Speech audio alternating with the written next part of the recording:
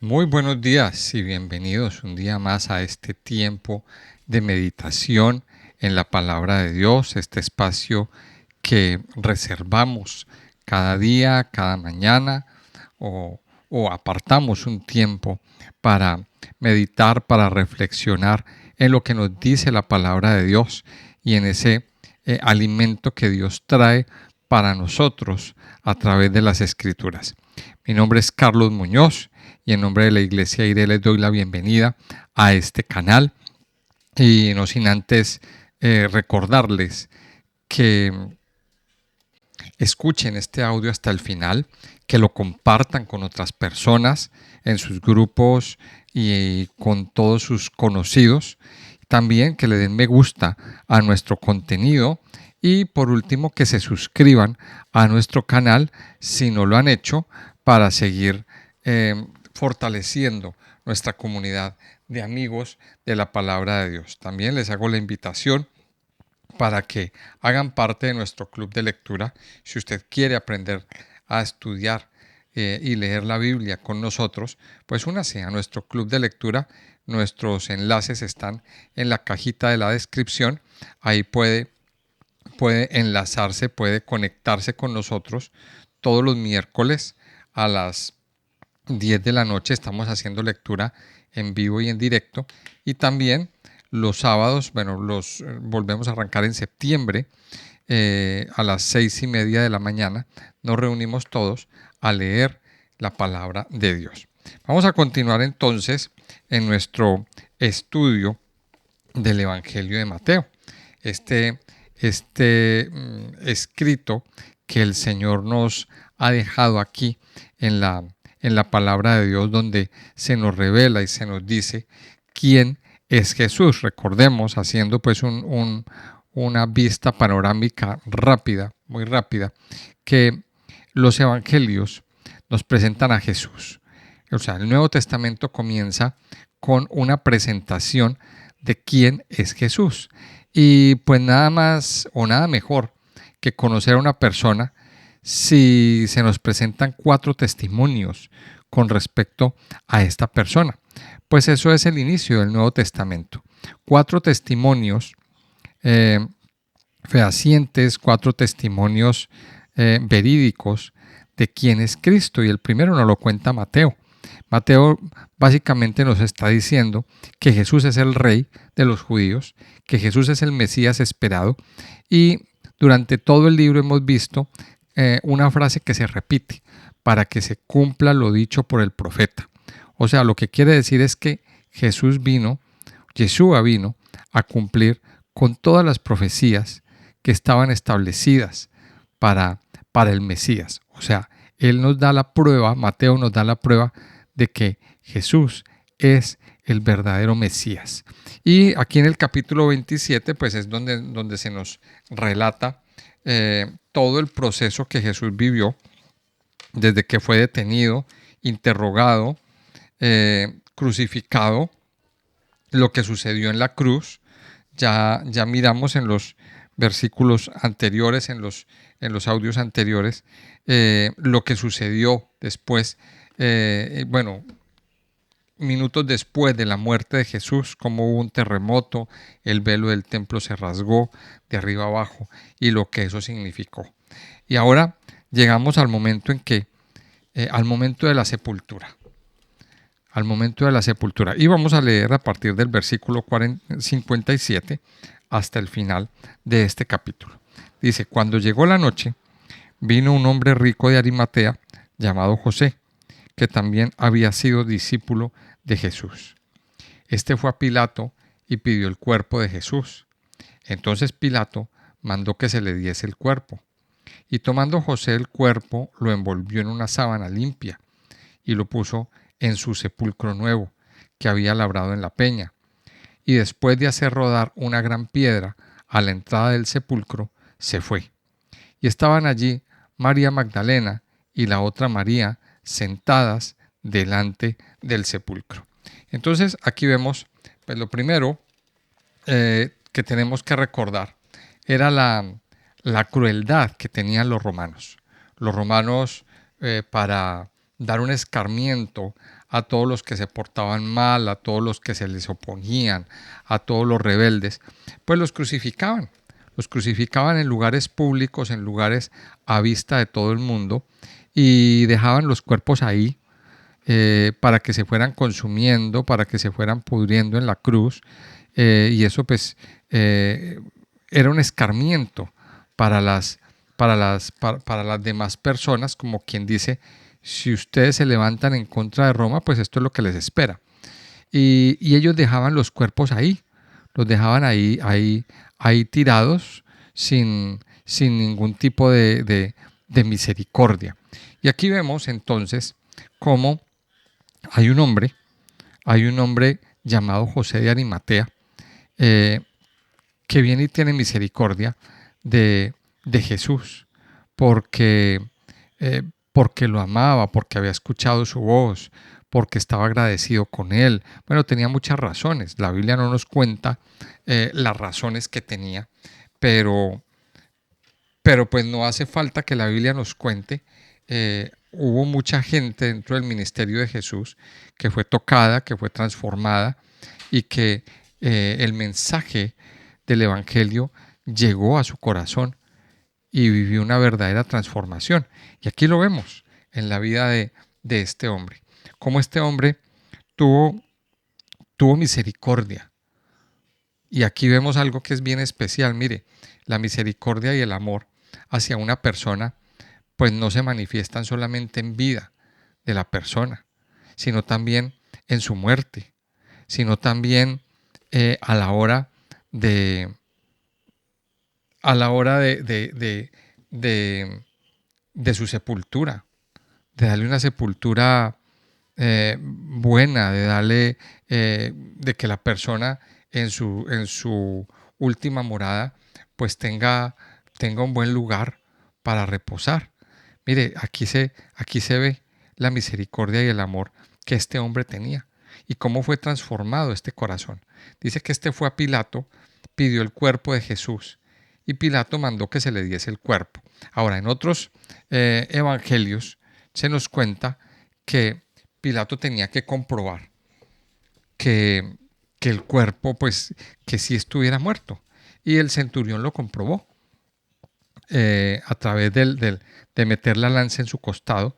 Ellos comprobaban o ahí comprobaron que Jesús sí estaba muerto.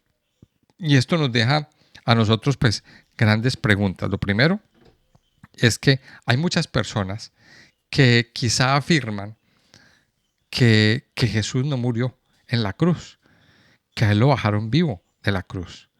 No, realmente Jesús estaba muerto y los romanos lo comprobaron.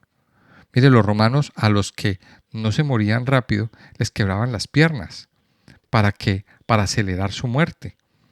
Y a Jesús no fue necesario quebrarle las piernas. No fue necesario fracturarle sus rodillas. ¿Por qué? Porque Jesús estaba muerto verdaderamente. Y por eso Pilatos toma la decisión de bajarlo, de que lo bajen de la cruz y lo sepulten. Entonces, dice en el versículo 59 que tomando José el cuerpo, lo envolvió en una sábana limpia. O sea, este hombre José tuvo un acto de misericordia y lo pone en su sepulcro nuevo. O sea, José de Arimatea era un hombre adinerado. Era un hombre adinerado. Los hombres adinerados, pues, se hacían sus propios sepulcros, se hacían sus propias tumbas y preparaban su última morada con antelación. Él tenía un sepulcro nuevo. Y dice que lo puso en su sepulcro nuevo que había labrado en la peña. Y después de hacer rodar una gran piedra a la entrada del sepulcro, se fue. Y allí estaban María Magdalena, la otra María, sentadas delante del sepulcro. Entonces aquí vemos varias cosas. Mire, lo primero que vemos es la misericordia de este hombre, el amor y la misericordia. Vemos también aquí a las mujeres que fueron testigas de dónde sepultaron al Señor, que hasta el momento de su sepultura, ellas estuvieron ahí presentes, testificando dónde le habían puesto. O sea, no hay ninguna otra evidencia que nos diga que Jesús estaba vivo. Ahora, dice que dentro de la tumba, pues imagínense cómo puede sobrevivir un cuerpo después del maltrato, después de la pérdida de sangre, después de todo eso, sobrevivir 3 días encerrado en una tumba, en un lugar cerrado, en un lugar tan pequeño, sin oxígeno. Pues eso es imposible. O sea, realmente Jesús estaba muerto. Y la lección que aprendemos aquí y la verdad que usted y yo nos tenemos que llevar en este día es que Jesús murió, que Jesús fue sepultado. Y esa es una verdad muy grande para nosotros. Este día, este Shabbat, porque ya llegó, dice que cuando llegó la noche, o sea, el anochecer, vino este hombre y lo sepultó, lo puso en una sábana y lo metió en la tumba. En otro evangelio se nos cuenta que a él, que el otro discípulo, Nicodemo, también llevó una cantidad de especias aromáticas y aceites para hacerle esa primera unción, esa primera preparación y para prepararlo para la tumba, una especie de embalsamamiento, algo así. Mire, ¿qué concluimos aquí con esta primera parte que estamos leyendo?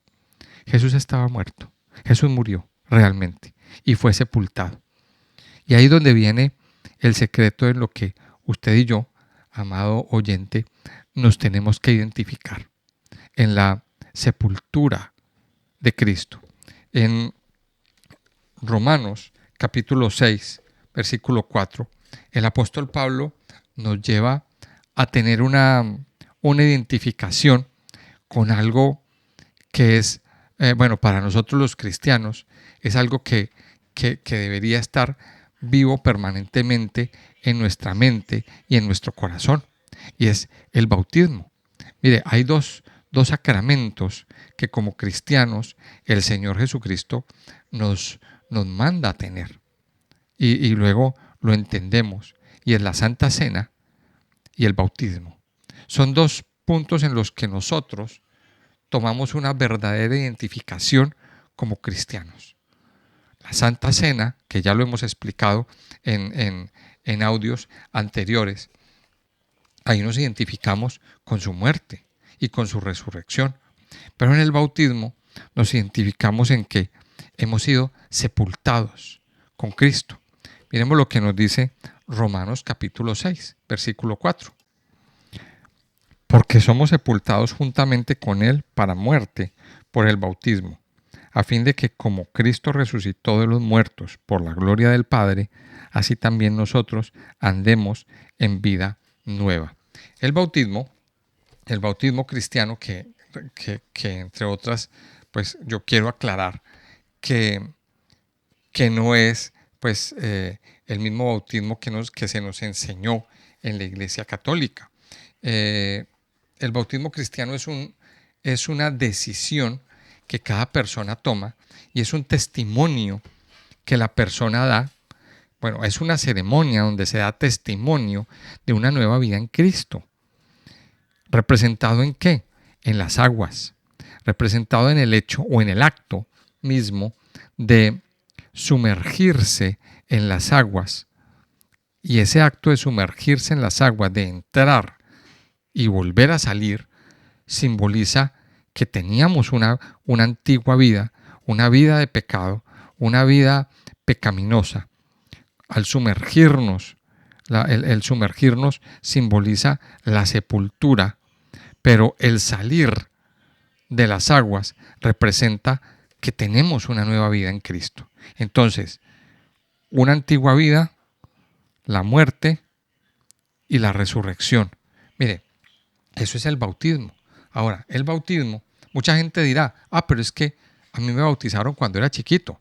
No, perdone, cuando usted era chiquito, a nosotros no nos pidieron permiso, ni nos dijeron, no éramos conscientes. La ceremonia que se hace en la Iglesia Católica es totalmente fuera de contexto bíblico, No tiene ningún fundamento bíblico. ¿Por qué? Les voy a explicar por qué. Porque para llegar a la decisión de bautizarse hay que tener una conciencia, una nueva vida en Cristo. Hay que tener un arrepentimiento de pecado. Hay que tener una confesión voluntaria de que Cristo es el Señor de su vida, de nuestra vida, y de que nos arrepentimos verdaderamente de nuestros pecados. Ahora, el bautismo es una ceremonia pública. Esto no es algo que se hace en privado, mis amados. Esto es algo que se hace a la vista de todo el mundo, a la vista de la iglesia, a la vista de amigos, a la vista de familiares, a la vista de todo el mundo. Normalmente hay muchas personas que, muchas congregaciones que tienen sus lugares de bautismo en las mismas iglesias. Hay otros, pues, que no tenemos ese privilegio, pero tenemos tenemos acceso a lugares como ríos, por ejemplo. En este caso nosotros, en esta ciudad donde estamos, vivimos cerca del mar, pues nosotros vamos al mar. O sea, es un lugar donde haya aguas corrientes. Y ahí se hace la ceremonia, se hace a vista de todo el mundo. Entonces, ¿eso qué quiere decir?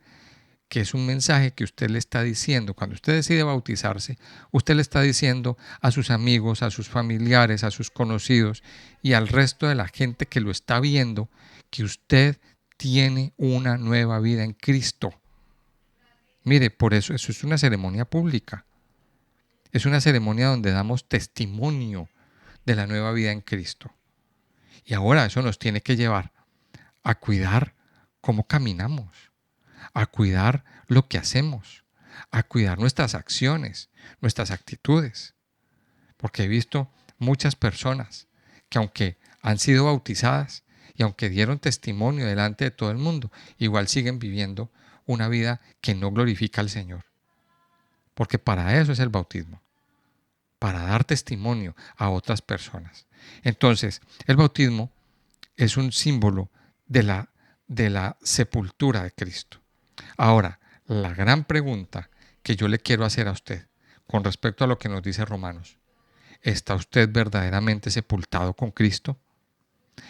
¿Murió su viejo hombre? ¿Ha muerto usted al pecado? Mire, ahí en Romanos 6 quiero aclarar lo que dice al principio, o sea, los versículos anteriores al versículo 4. Dice en el versículo 2, en el versículo 1, ¿qué pues diremos? ¿Perseveraremos en el pecado para que la gracia abunde? En ninguna manera, porque los que hemos muerto al pecado, ¿cómo viviremos aún en él? ¿O no sabéis que todos los que hemos sido bautizados en Cristo Jesús, hemos sido bautizados en su muerte? Mire lo que nos está diciendo. Hemos muerto al pecado, porque los que hemos muerto al pecado, ¿cómo viviremos aún en él? Mire, cuando un cuerpo se muere, hay que sepultarlo. Igual nosotros, cuando morimos al pecado, tenemos que sepultar ese cuerpo de pecado. Y eso es lo que representa el bautismo. Entonces, la última pregunta que quiero hacer aquí es: ¿está usted sepultado con Cristo? ¿Está sepultado con Cristo su viejo hombre? Ese hombre de pecado, ese hombre y esa persona con actitudes pecaminosas, ese ser que lo lleva al pecado, a la carnalidad y a hacer cosas que a Dios no le agradan. Esa es la identificación que usted y yo tenemos que tener. Y es la decisión que debemos tomar. Tomar la decisión hoy. Tome la decisión hoy de morir al pecado. Y de que ese cuerpo de pecado sea sepultado para tener una nueva vida. Sigue diciendo el versículo 62, el final del capítulo: al día siguiente, que es después de la preparación, se reunieron los principales sacerdotes y los fariseos ante Pilato, diciendo: Señor, nos acordamos que aquel engañador dijo, viviendo aún, después de 3 días resucitaré. Manda pues que se asegure el sepulcro hasta el tercer día, no sea que vengan sus discípulos de noche y lo hurten, y digan al pueblo, resucitó de entre los muertos, y será el postrer error peor que el primero. Y Pilato les dijo, ahí tenéis una guardia, id, aseguradlo como sabéis. Entonces ellos fueron y aseguraron el sepulcro, sellando la piedra y poniendo la guardia. O sea, aquí una vez más están los fariseos poniendo pegas, poniendo trabas a, a todo a todo el propósito que el Señor tenía. Mire, y aquí hacen algo que es bien especial. Ellos van donde Pilato, le recuerdan lo que el Señor dijo, o sea, ahí sí escucharon y lo tenían presente. Y ellos vienen y Pilato va y les delega una guardia y sellan la tumba. Mire, y esto es importante esto es un detalle importante, es muy importante tenerlo en cuenta, porque aparte que el Señor estaba muerto, había una piedra muy pesada que cubría que era la tapa de la tumba. Aparte, había una guardia romana que no era ni uno ni dos, eran muchos, eran varios soldados romanos custodiando, y sabemos que los soldados romanos eh, eran hombres de guerra, eran hombres acostumbrados a la vigilancia y eran muy fuertes, o sea, ellos no iban a permitir que que el cuerpo se lo robaran. Y como si fuera poco, la tumba estaba sellada, tenía un sello romano. Mire todas las cosas. O sea, el que fuera a robarse el cuerpo, pues le quedaba como muy difícil entrar a robarse el cuerpo. Era muy complicado. Y aquí nos da la evidencia. Nos da la evidencia, entonces nos dice que la tumba estaba en una peña, que la tumba estaba en un jardín, que había una piedra que la cubría y todas estas características. Y era un sepulcro nuevo, además de todo. El Señor estaba muerto. El Señor verdaderamente murió y fue sepultado. Y era importante.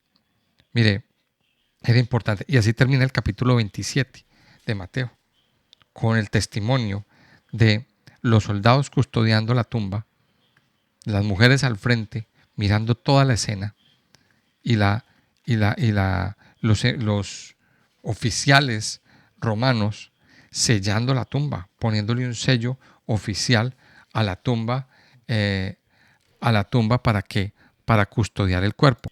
Entonces aquí vemos la gran cantidad de detalles que nos da Mateo sobre, sobre la muerte, sobre la sepultura, sobre la tumba, sobre el sepulcro, que no era cualquier sepulcro. Y esto, pues, de hecho, hoy en día podemos verlo cuando vamos a Jerusalén. Vamos a un lugar que se llama el Jardín de la Tumba. Una tumba que fue descubierta en medio de un jardín con todas las características que aquí se mencionan. Ahora, cuando vamos a Jerusalén también, pues puede presentarse algo de confusión. ¿Por qué? Porque nos encontramos dos lugares. Dos lugares, eh, dos lugares. Uno es la iglesia del Santo Sepulcro, que está dentro de la ciudad amurallada, dentro de la ciudad vieja de Jerusalén. Ahí se ha hecho toda una catedral y ahí pues se dice que ahí fue sepultado el Señor, que, que ahí fue crucificado. Bueno, ahí se cuenta todo y se ha armado toda una iglesia a su alrededor. Pero también está el jardín de la tumba, un jardín muy sencillo, muy modesto y sobre todo que cuando vamos allí podemos ver la evidencia de una tumba vacía, una tumba donde el ocupante no está, la tumba está abierta. Y esa es la evidencia que usted y yo tenemos que tener. La tumba de Jesús está vacía, porque Él resucitó. Él resucitó. Y eso es lo que vamos a ver, lo que nos muestra el capítulo 28 de de Mateo, que es el, el- el próximo y último capítulo que vamos a ver en nuestro estudio del Evangelio de Mateo. Entonces, conclusión de este estudio: ¿está usted sepultado con Cristo? ¿Su, su viejo hombre murió? ¿Su viejo hombre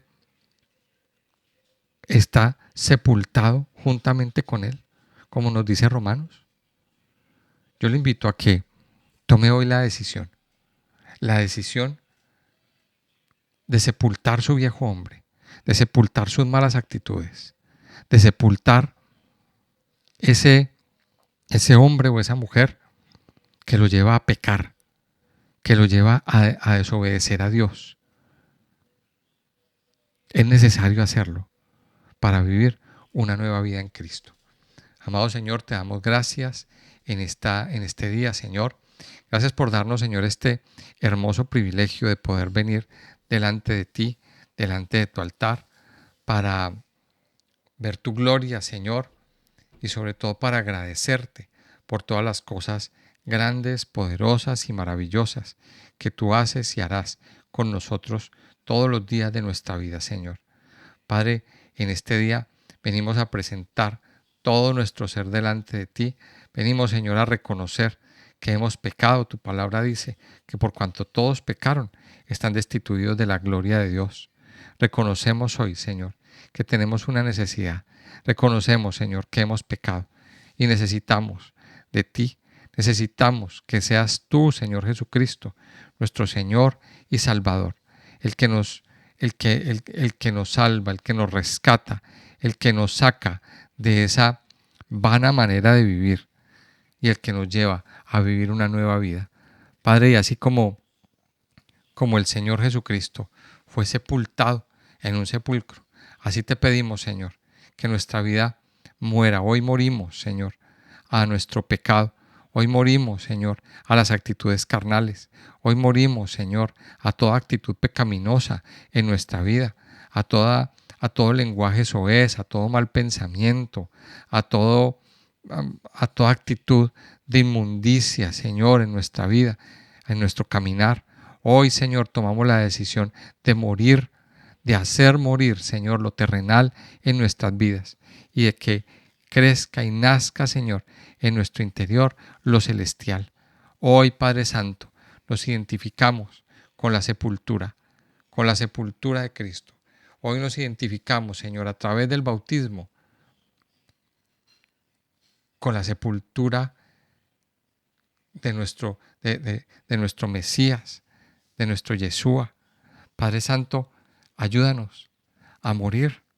Ayúdanos, Señor, a hacer morir todo lo terrenal, todo lo que nos sirve para tener una nueva vida, Señor. Porque la tumba no se quedó llena. La tumba ahora está vacía. Porque Jesús resucitó. Él venció la muerte. Él venció al pecado. Venció la muerte. Venció toda enfermedad para darnos a nosotros victoria. Padre Santo, gracias por la victoria recibida a través de la muerte de Yeshua, a través de la muerte de Cristo. En este día, Señor, te alabamos, te bendecimos y te exaltamos en el nombre precioso y poderoso de Cristo Jesús. Amén y amén.